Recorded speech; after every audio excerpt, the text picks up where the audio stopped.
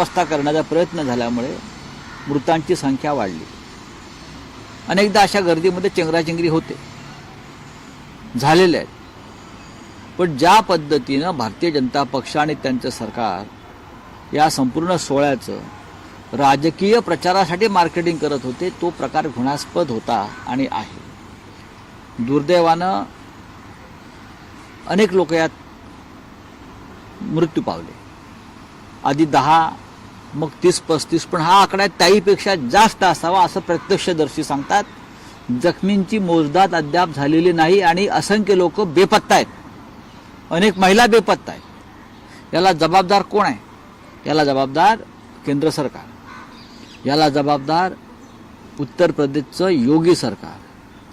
10,000 कोटी रुपये या कुंभमेळ्यासाठी याचं बजेट झालं, पण सांगितलं जातं 1,000 कोटीच्यावर खर्च झालेला नाही प्रत्यक्षात। म्हणजे कुंभमेळ्यामध्ये साधारण 8,000 ते 9,000 कोटीचा हिशोब लागणारच नाही। आता तिथे किरीट सोमय्यांना आम्हाला पाठवायचं आहे।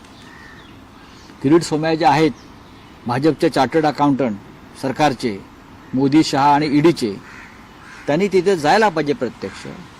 आणि 10,000 कोटीचा कुंभमेळा 1,000 कोटीमध्ये कसा आटपला, 9,000 कोटी कोणाच्या खात्यावरती गेले, कोणत्या संस्था, कोणत्या संघटना, कोण राजकारण, याचा त्यांनी सखोल अभ्यास करून त्याचा अहवाल ईडीला द्यायला पाहिजे। महाराष्ट्रातले काही लोक तिथे होते, त्यांचा आक्रोश आपण काल पाहिला असेल की कशा प्रकारे अव्यवस्था होती, कशा प्रकारे लोकांना तुडवलं गेलं, कशा प्रकारे या घटनेनंतर, या अपघातानंतर सुद्धा दुर्लक्ष झालं, हे महाराष्ट्रातल्या असंख्य भाविकांनी काल वृत्तवाहिन्यांवर येऊन सांगितलं, ते पण प्रयागराजमध्ये। आणि तो अत्यंत गंभीर विषय आहे। योगी असतील, मोदी असतील, अमित शहा असतील, या सगळ्यांनी याची जबाबदारी घेतली पाहिजे। आणि जे 100 लोक मृत झाले आहेत, तो सदोष मनुष्यवधाचा गुन्हा ते कोणावर दाखल करणार आहेत, याचं आम्हाला उत्तर मिळालं पाहिजे। आणखी महाराष्ट्रातल्या राजकारणाचा विषय आहे। मनाने एकमेकांपासून तुटलेले शिवसेना, युबीटी आणि भाजप पुन्हा एकदा जवळ येताना पाहायला मिळतात। मनोमिलन होणार का? कारण काल एक प्रसंग असा होता की एका लग्न सोहळ्यात उद्धव ठाकरे आणि चंद्रकांत पाटील एकमेकांसमोर आले, काही कुजबूज झाली आणि चंद्रकांत पाटील असं म्हणतायत की शिवसेना भाजप युती होईल, तो माझ्यासाठी सगळ्यात सुवर्ण क्षण असेल। चंद्रकांत पाटील हे आमचे सगळ्यांचे मित्र आहेत। चंद्रकांत दादा पाटील हे शिवसेना भाजप युतीचे पहिल्यापासून समर्थक राहिलेले आहे, ते मला माहिती आहे। विशेषतः शिवसेना भाजप युतीच्या संदर्भात जी जुनी पिढी होती, ज्याने एकत्र काम केलं आहे आमच्यासारखे, त्याच्यामध्ये चंद्रकांत दादांसारखे नेते होते। कदाचित आता जे भाजपात हौशे नवशे गवशे आलेले आहेत बाहेरून, त्यांना 25 वर्षातल्या आमच्या युतीचं महत्त्व कळणार नाही। आता जे आले आहेत हौशे नवशे गवशे सगळे, ज्यांचा ना भाजपशी संबंध ना हिंदुत्वाशी संबंध, पण चंद्रकांत दादा पाटलांच्या भावना या अनेकांच्या भावना आहेत त्या पक्षामध्ये, हे पण तुम्हाला मी सांगतो। कारण आम्ही एकत्र 25 वर्ष अत्यंत उत्तम रीतीने काम केलं। नरेंद्र मोदी यांच्यासोबत आम्ही चांगल्या पद्धतीने काम केलं।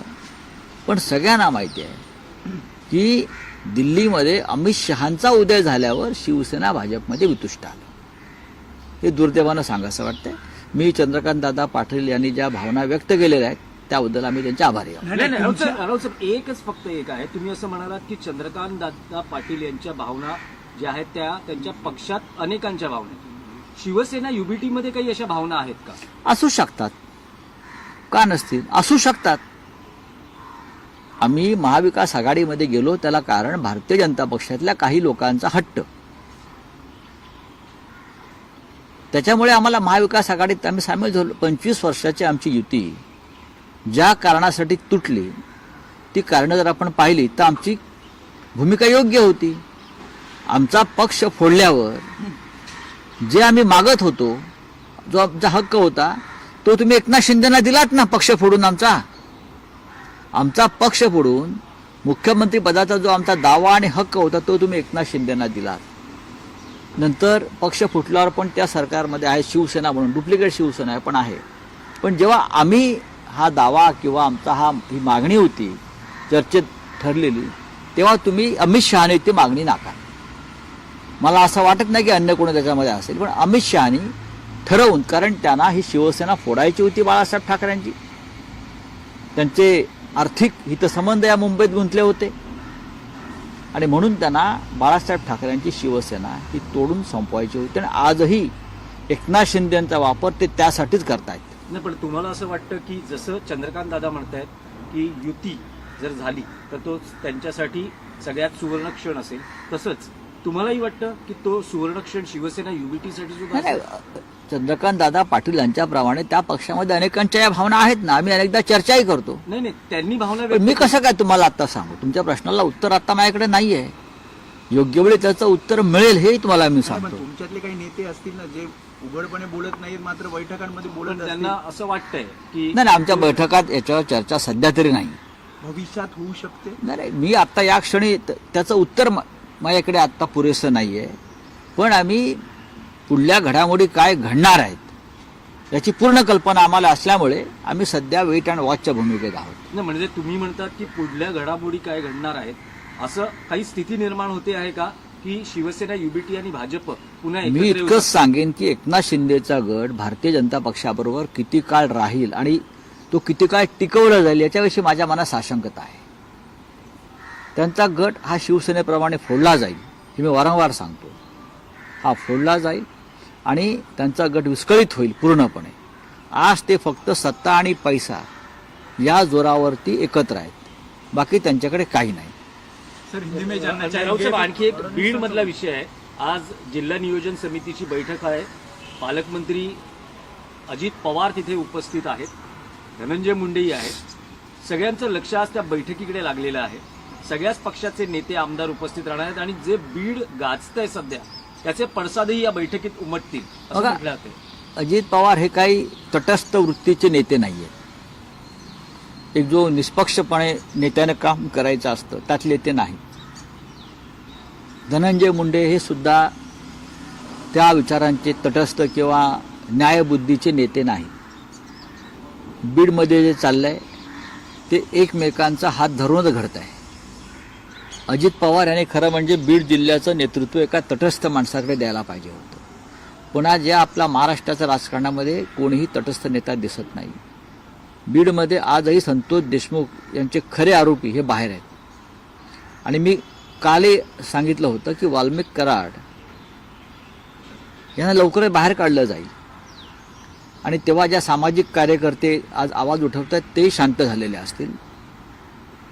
वाल्मिक कराड उद्या राजकारणात आणलं जाईल आणि मराठा विरुद्ध ओबीसी हा एक नव्या संघर्षामध्ये वाल्मिक कराडला राजकारणामध्ये देवेंद्र फडणवीस एक प्यादा म्हणून वापरतील. महाराष्ट्रात दुर्दैवानं अशा प्रकारचं राजकारण घडतंय आणि खुनाखुनी होऊन सुद्धा सामाजिक समतोल बिघडवणारं जातीय राजकारण केलं जात आहे. आणि त्यासाठी ज्यांच्यावरती असंख्य खंडणी, खून, बलात्काराचे आरोप आहेत अशा लोकांना वापरलं जातं. हे भारतीय जनता पक्षाची सध्याचं चारित्र्य आहे. नाही, पण अजित पवार असं म्हणतात की यापुढे किंवा मागेही काही घडलं असेल, खंडणी किंवा त्या संदर्भातल्या काहीही गोष्टी कानावर आल्या, सोडलं जाणार नाही, अगदी मकोक्कापर्यंत कारवाई होईल. खरं म्हणजे ही कारवाई भ्रष्टाचारासंदर्भात, अन्य गुन्ह्यासंदर्भात अजित पवारांवर झालेली आहे भाजपकडून. हे आपल्याला माहीत असेल ना. मी मकोका वगैरे म्हणणार नाही, पण असे प्रकारचे गुन्हे आर्थिक अफरातफरीचे हे अजित पवार, प्रफुल्ल पटेल, तटकरे यांच्यावर झालेले आहेत. आणि ते त्यातून आपल्याला मुक्त होण्यासाठी त्यांनी भाजपात जाऊन गंगा स्नान केलेलं आहे. तर त्यांनी तटस्थतेच्या किंवा कायदेशीर कारवाई ह्याला सोडणार नाही, त्याला सोडणार, आपण स्वतःच सुटलेले आहात हो. तर तुम्ही काय करणार? मग आज सज्जडदम पोकळ आहे. नक्कीच पोकळच आहे. देवेंद्र फडणवीस यांचाही दम पोकळ आहे, अजितदादांचा दम पोकळ आहे, शिंद्यांचाही दम पोकळ आहे. या राज्यामध्ये शासन नाही, या राज्यामध्ये पोलीस प्रशासन नाही. सर हिंदी में जानना बताइए। चाहेंगे जिस तरह से प्रयागराज में 30 से ज्यादा लोगों की मौत हुई है, 30 से ज़्यादा, मेरे पास जो जानकारी है वो लगभग 100 से ज़्यादा लोगों की भगदड़ में मौत हुई है और सैकड़ों लोग गंभीर रूप से जख्मी है. बहुत सी महिलाएं अबाल वृद्ध लापता है, बच्चे भी लापता है। एक तरह से वहाँ अराजकता फैली है। इसलिए बहुत से जो हमारे वहाँ के महामंडलेश्वर जी महाराज है और है, उनका कहना था कि ये पूरा परिसर जो है वो मिलिट्री यानी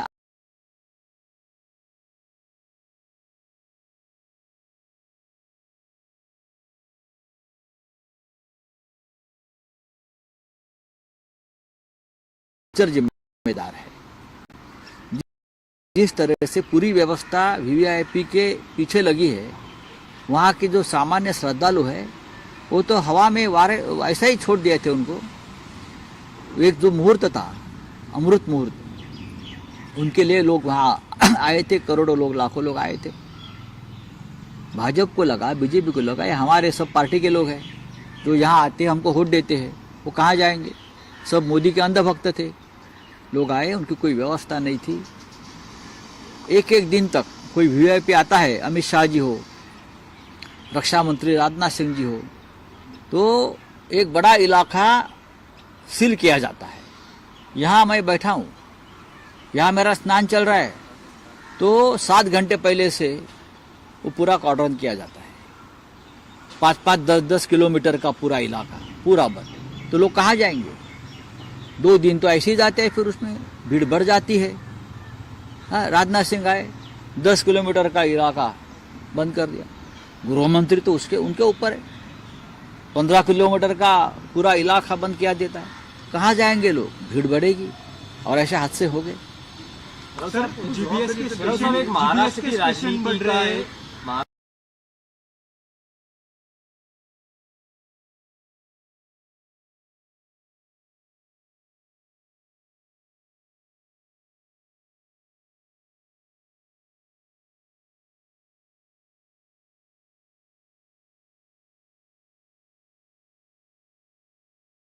ये भावना बीजेपी में जो पुराने लोग हैं, जिसने हमारे साथ काम किया है, शिवसेना और बीजेपी का जो अलायंस था उस वक्त, जिसे हम युति कहते थे, वो एक सुवर्ण काल था, अमृत काल था राजनीति में देश की। इसीलिए तो आपको आज मोदी जी के राजनीति दिख रहे हैं ना हमारी वजह से, या अमित शाह दिख रहे हैं, नहीं तो उनको कौन पूछता था। शिवसेना बीजेपी के साथ आ गई, इसलिए तो बीजेपी का अमृत काल शुरू हो गया। तो उनकी बात है, उनकी भावना है।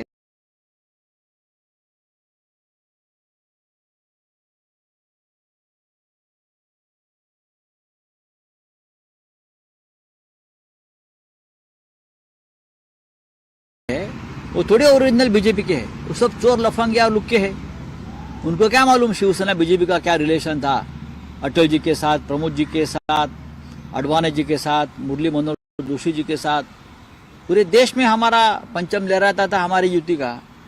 ये अमित शाह जी आने के बाद दिल्ली में हमारा अलायंस को खतरा हो गया, अदरवाइज हम सब ठीक चल रहा था।